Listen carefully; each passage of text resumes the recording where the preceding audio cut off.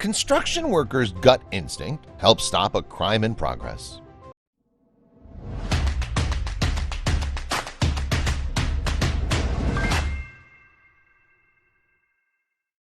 Construction worker Colin Blevin never considered himself a hero. He was just a guy that trusted his gut and instincts when something felt wrong. And on a hot summer day, his senses were put to the test the second he arrived at work early one morning. The voice in his head made it clear. He was witnessing a crime in progress and he needed to act fast. Before we begin, make sure to smash that like button, subscribe to our channel, and click the notification bell for more amazing videos. July 17th started out like any normal day for a construction worker named Colin Blevin from Santa Clara, California. He downed a hearty breakfast and arrived at his job at Sierra Construction promptly at 7 a.m. But as soon as he arrived, suspicion struck. There, blocking the entrance to the construction firm's lot with his car, was a man he'd later come to learn was named Raymond Randy Gutierrez. Colin knew all the employees at the company, and this man wasn't one of them. He was also behaving oddly. Colin noticed that the man had an awkward gait and was muttering to himself. Something about this guy just wasn't right. Colin could feel it. It seemed like he was under the influence of drugs, but Colin slowly approached him anyway. Colin didn't plan on confronting Raymond, he just needed him to move his car, a 1992 white Honda Accord, so he could get into the lot. But even before saying anything, Colin noticed something unusual about the man's vehicle.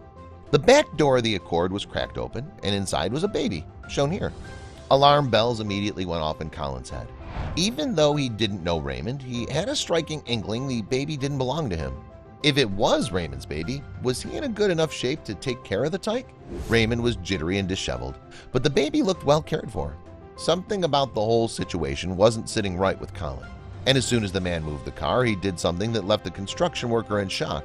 To Colin's disbelief, the man moved his car, immediately got out of it, and he started breaking into another car right in front of Colin.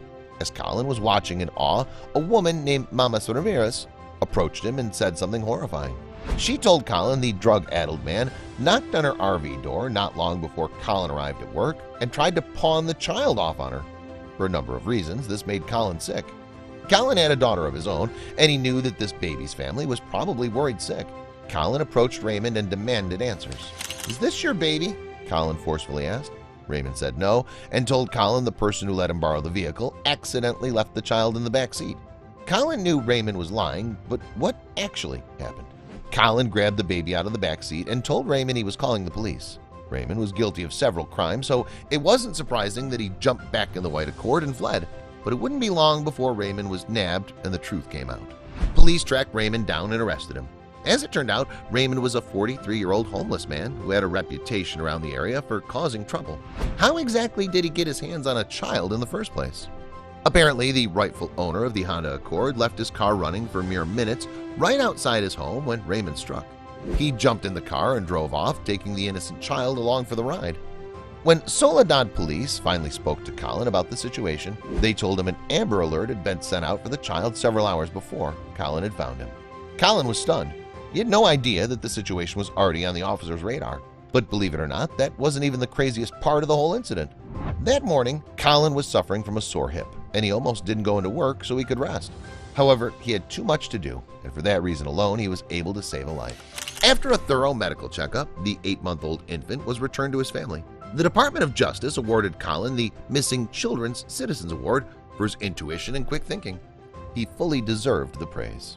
Colin Blevin was in the right place at the right time that day. As a father, he hoped if his kid was missing, other members of the community would keep a watchful eye out to help bring a child home, even if that required some creative thinking.